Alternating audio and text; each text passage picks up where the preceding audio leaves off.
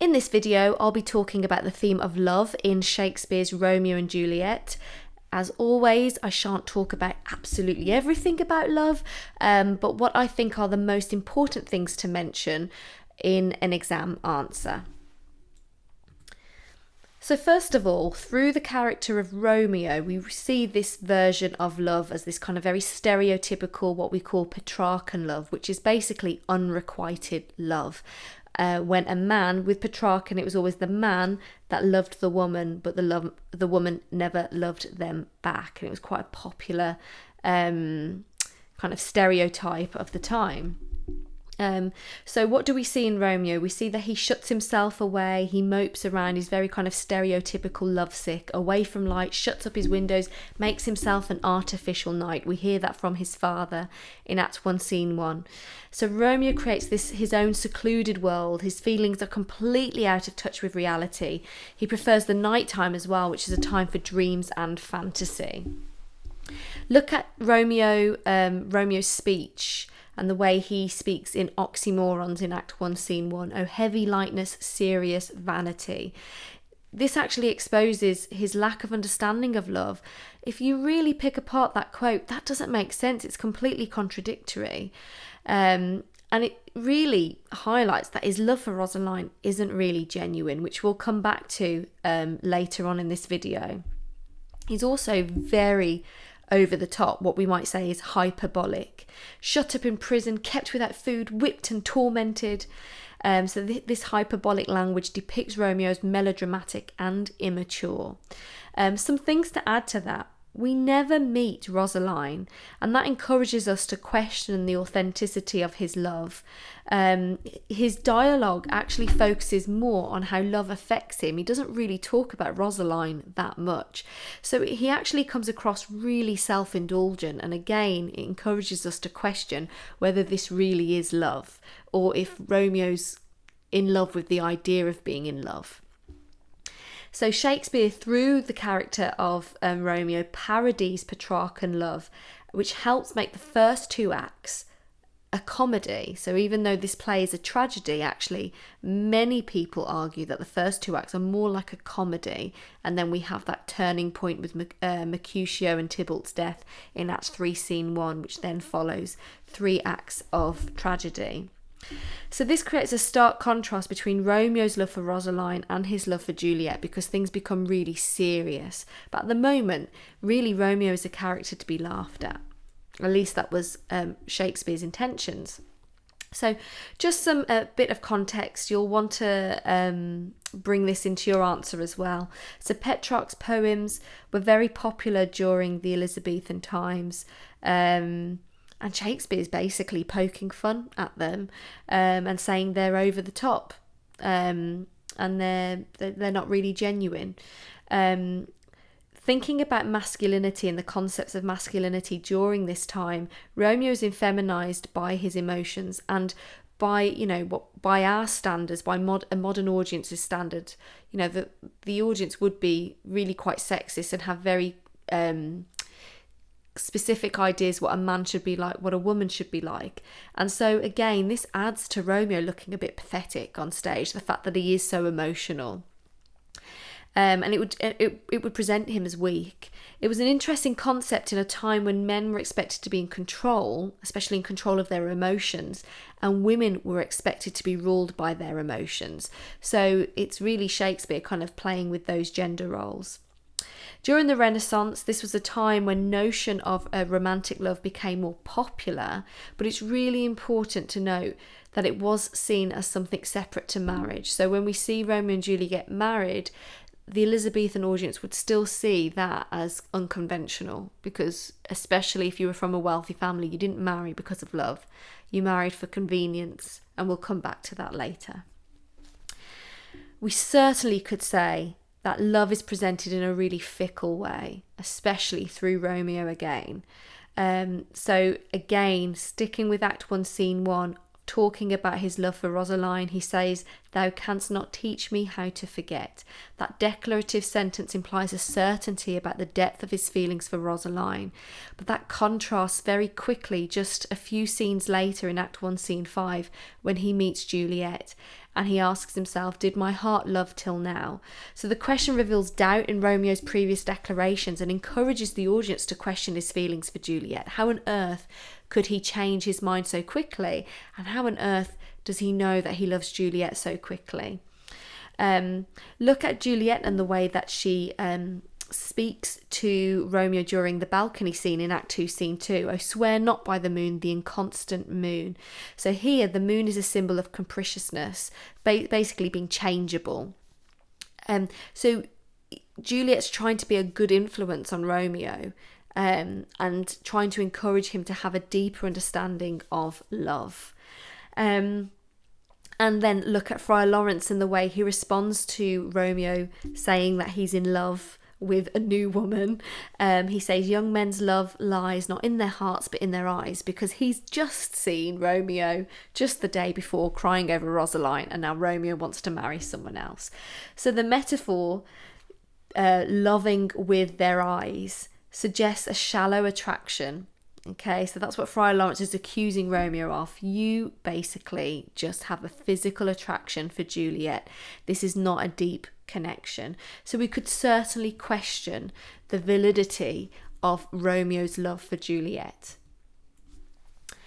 Romeo's actions are actually in line with the advice he receives from Benvolio. Don't forget, in Act 1, Scene 1, Benvolio advises him to examine other beauties to help him get over Rosaline. So it would actually be considered practical advice by the Elizabethan audience. They were a practical society, so they would absolutely expect Romeo to move on. And remember, romantic love was a new notion and it was becoming more popular, but it was seen as something separate to marriage. So Romeo needs to move on and find himself a wife. It's quite ironic as well that Juliet encourages Romeo to be less changeable, because during the Elizabethan times, women were the ones that were seen as emotionally unstable and depended on men for guidance. So it's really interesting to see a female character who is providing that guidance and that stability to a male character. We definitely see romantic love, and I think sometimes people think that this is a romantic play. It is a tragic play, but of course the reason why it is tragic is because we have this presence of this intense, passionate love between Romeo and Juliet. So look at the religious language used by Romeo, also used by Juliet as well, but what I've got here has been used by is Romeo's dialogue. So he refers to Juliet as holy shrine, dear saint. It contrasts to the cliches used to describe love for Rosaline. He's focused on Juliet rather than himself and his feelings, so note that contrast as well. But it also represents their love as sacred, the fact that he's using religious language. They also speak in sonnet form when they first interact. It's not Act 11, that's obviously a mistake. It should be Act 1, Scene 5. So their lines form a sonnet, suggesting a deeper connection. The iambic pentameter mirrors their beating heart. So there does seem to be an indication that this is a very different love between them. And of course, we see Juliet, we see their engagement with one another. We didn't see that with Rosaline. So it's much easier for the audience to accept that this is a much deeper connection. They also are very witty. And so that obviously shows that they're mentally matched as well. So, you might argue actually Friar Lawrence is wrong. It's not just a physical attraction. They are mentally each other's equals as well. Look at the way that Romeo refers to Juliet. She teaches the torches to burn bright. Juliet is the sun. So she's often kind of linked to or symbolized by light. And that highlights that she's this source of hope and happiness for Romeo. Like a fire, she has ignited his heart, and he's full of this burning passion now, which is going to get them into trouble. And then likewise, look at how Juliet describes her feelings for Romeo during the balcony scene, Act 2, Scene 2. My bounty is as boundless as the sea. The alliteration captures that passion.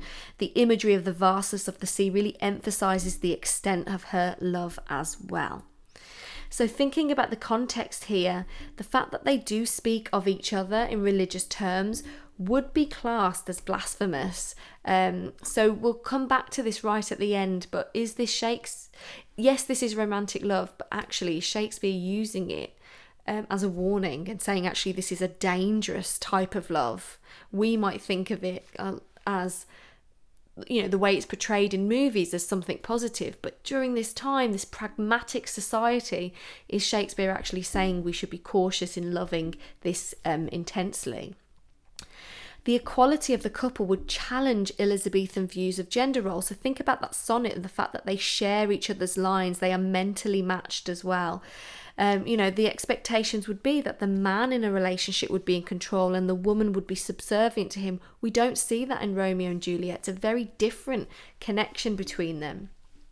And then don't forget, you know, marriages between wealthy people, which I've already talked about, was really a business, if you like. It was about maintaining your social status and your wealth. So it was really important to know what resources each partner would provide to the marriage. And there was much less emphasis placed on love. And so you've got to think about the society that this is being played out to or was written for. But of course, even though we've talked about romantic love and there does seem to be this deeper connection, if you want to get those higher marks, you'll really want to critically analyse that as well. You know, bearing in mind, Romeo does refer to Juliet as a jewel, as merchandise. Juliet in Act 3, Scene 2 says he is despised substance of divinish show, basically suggesting that, you know, he looks nice, but actually his soul is not so nice because obviously he's killed Tybalt. So we can question if this is really deep or if this is infatuation, just like Friar Lawrence said. Juliet is often described as a metaphorical light, as we've talked about, her teaching the torches to burn bright and being the sun. And the thing to ask here is, you have to think about the context. Romeo is really depressed at the beginning. Remember, he's that stereotypical Petrarchan lover. So is he really in love with Juliet, or is it because he's so depressed his feelings for Juliet have been exaggerated? So just as light is strengthened by darkness, is Juliet's impression on Romeo strengthened by his depressive state? Or is their love intensified by its secretive nature? Would they feel the same about each other in a different context? And that's something to think about. Is it because Romeo at this point is incredibly vulnerable that he is willing to kind of fall deeply and heavily in love with someone else as a distraction? It is one way of looking at it. You don't have to agree with it, but you can always present that as an option, as a way of interpreting the text. There are also shallow views presented on love through other characters. So through the nurse and Mercutio, they're great examples, okay, because they look at love as very physical. So for instance, nurse in Act 2, Scene 5 tells Juliet, "You shall bear the burden soon at night." She's alluding here to Juliet having sex. The double entendre means both that Juliet will have to work hard as well as that she will have to bear Romeo's weight on top of her. So she's being really quite lewd. The bawdiness of the nurse draws a parallel with Mercutio's character, so we see similarities between those characters. And then again, when she meets Romeo and goes back to kind of report to Juliet what's going to happen, she says, "His face be better than any man's, yet his leg excels all men's. And for a hand and a foot and a body, though they be not to be talked on, yet they are past compare." So all she's telling Juliet is that he's good looking, he's got a nice face, he's got good legs, he's got a nice hand, feet, body. And actually, if you notice what she's doing here, she looks at his face, and then she looks at his legs, she looks at his hand, and then his foot, and then his body. She's looking him up and down. So that shows how shallow she is. So she really, focusing on his physical attributes, it means that she's a dramatic foil to Juliet, okay? It creates this real clear contrast between the shallowness of the nurse and how deep Juliet is. Because Juliet is much more concerned with the spirit of her love for Romeo rather than only his physical attributes. And Mercutio is just so dirty, isn't he? Quivering thigh and the domain that there adjacent lie. He's talking about Rosaline here. He focuses on the physical attributes of her, especially the attention given to her most intimate body parts. So his perspective of love is simply sexual. It draws, again, like we've said, it draws parallels with the nurse's character, and it makes him a dramatic foil to Romeo, who experiences that spiritual love with Juliet. So it'd be great, really, if you could use this quote and contrast it with the religious language that's been used by Romeo to describe Juliet as an example.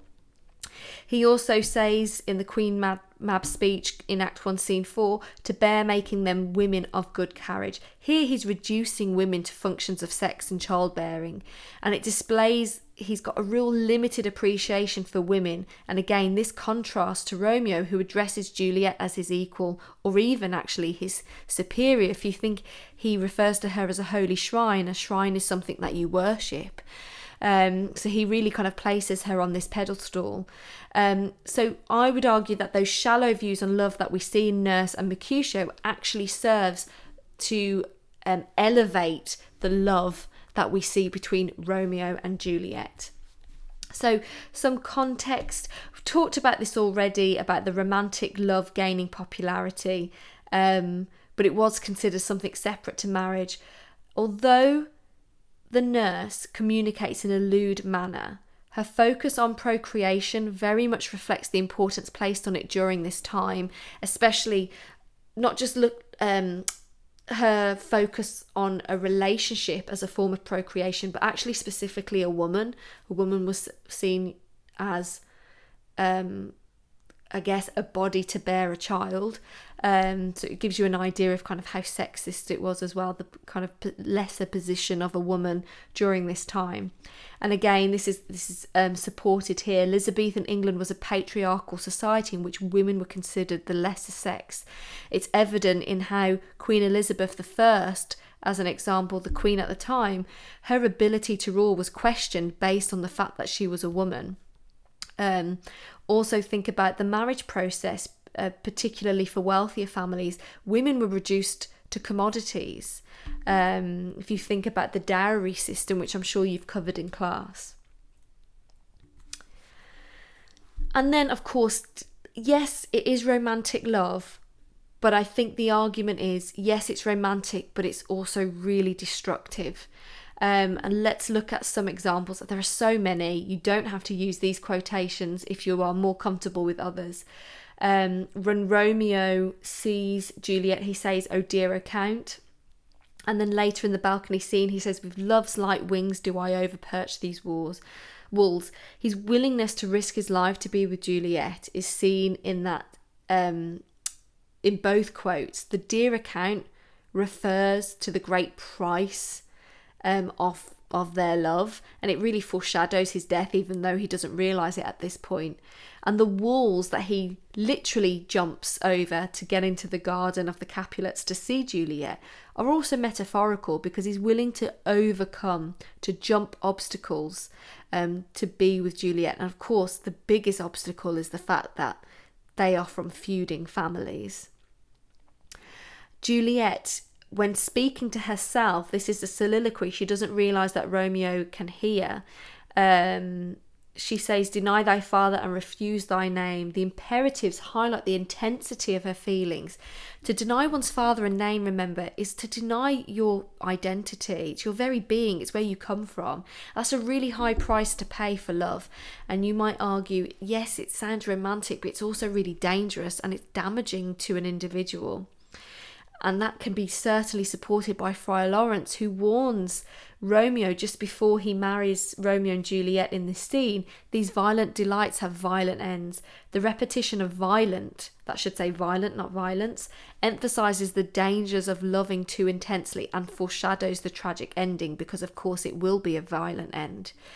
And then that is supported by what we see. Romeo, on thinking that Juliet is dead, but we all know she's faking her death, get some drugs, or get some poison, I should say, to kill him. And he asks for soon speeding gear. So he wants to die quickly. The hastiness of Romeo's suicide mirrors the friar's prior warning. Dramatic irony. Okay, why is it dramatic irony? Because we know that she's alive, but he wants to kill himself quickly. He reacts too quickly. If Romeo was less reactive, he would be united with Juliet when she awakes. And so again, that highlights how destructive it is, because it makes them behave in a rash manner, which leads to their death. And then, of course, at the end, when Juliet's about to stab herself, she refers to the dagger as "Oh happy dagger." The oxymoron accentuates Juliet's willingness to take her own life, because she views the instrument of death positively, and the exclamation mark mirrors her elation as well as her distress in that moment. So incredibly destructive to the absolute worst case scenario. They kill themselves. And so thinking about the context here, Elizabethans, there was a common proverb at the time, which was "hot love is soon cold." This idea that passionate love was an unsafe basis for marriage as well, which was very popular according to the Elizabethans. In other words, if you love too intensely, it's short-lived. And we see that with Romeo and Juliet. They've only been together for a few days by the time they've killed themselves. Also keep in mind that suicide was considered a mortal sin. Shakespeare often sets suicides in distant countries in his plays so that it's less uncomfortable for his audience to watch. But that's something to think about, that the audience wouldn't potentially look at their suicides and feel sorry for them, would actually judge Romeo and Juliet and say, this is terrible behaviour, this is not how one conducts themselves. This just shows how dangerous love is. Love is impossible as well. So to be together, the world needs to change for Romeo and Juliet, because they live in an unjust world. Their families hate each other. So it just feels like it's impossible. And you might argue through that, it highlights the naivety of them. So even, as well as Friar Lawrence. So in Act 2, Scene 3, he thinks by marrying them, it's going to solve the feud between the families. And he says, "For this alliance may so happy prove, to turn your household rancour to pure love." Friar Lawrence overestimates the power of love. By learning that their love is death-marked in the prologue, that's the audience, we learn that. So we know they're going to die right from the beginning. There is a sense of an inevitability about their tragic end. And it emphasises how fate will not bend to love. And it just helps highlight how naive Friar Lawrence is in thinking that their marriage can solve this ancient feud that's been going on for however long, so long that they can't even remember what the feud, how the feud began. The naivety isn't just seen in Friar Lawrence, it's also seen in Romeo and Juliet, who call for day and night to change to facilitate their love. So for instance, Juliet says it was the nightingale and not the lark. Here she's trying to convince Romeo that it's still nighttime so that he doesn't have to go because he's banished from Verona.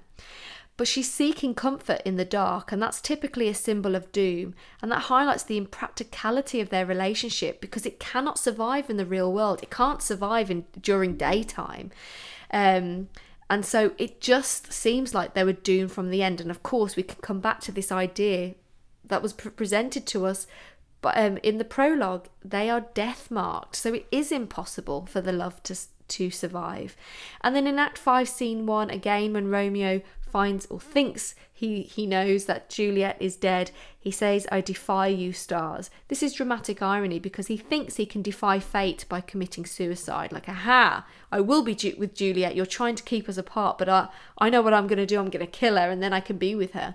But that's actually his destiny. We know that from the prologue. So again, there's just this idea that love is not the greatest force on this stage. There's a greater force, and that's fate.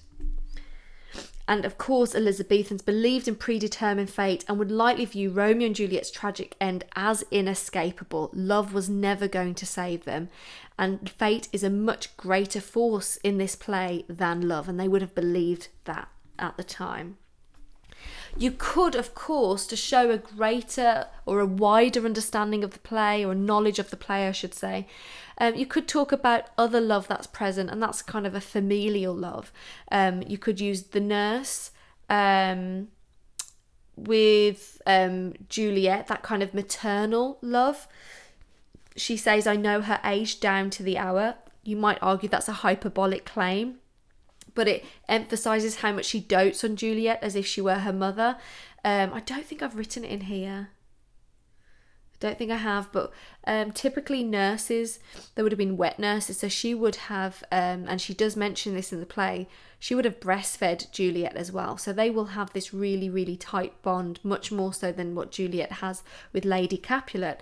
And we can see that the way the nurse and Juliet interact hugely contrasts with the way Lady Capulet and Juliet speak. Juliet's very formal with Lady Capulet, for instance.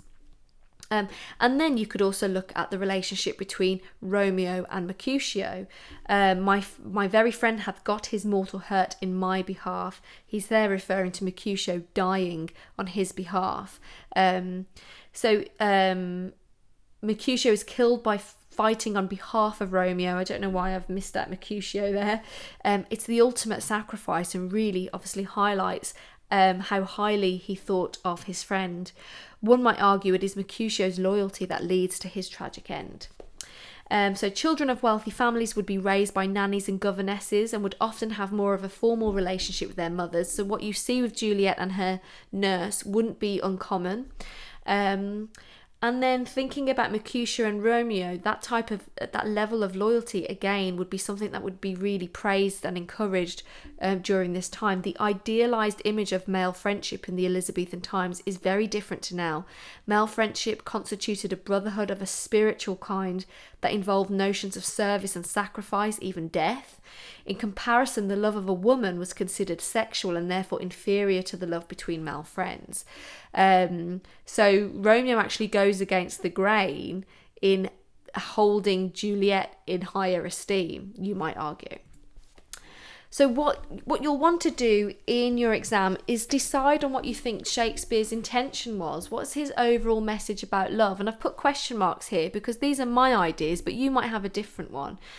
The fact that it is a tragedy, I personally think that he sees this as a cautionary tale about intense love. I see this as a warning to others that if you love as intensely as Romeo and Juliet does, then it will more than likely end poorly, or tragically, as it does for Romeo and Juliet. And then the other argument, I think, or the other message, I think, is maybe he uses love to draw more attention to fate, because love is this incredible force between Romeo and Juliet. It's incredibly powerful, but it's not powerful enough. It's actually limited, and it doesn't win in the end. Okay, it cannot overcome fate. And so actually is love used actually to draw a greater spotlight on this notion of fate, this predetermined fate that will not bend to love. So those are some ideas, but I'd love you to share your own in the comment section. Feel free to share your own interpretations. There's lots of things you can say about love in Romeo and Juliet.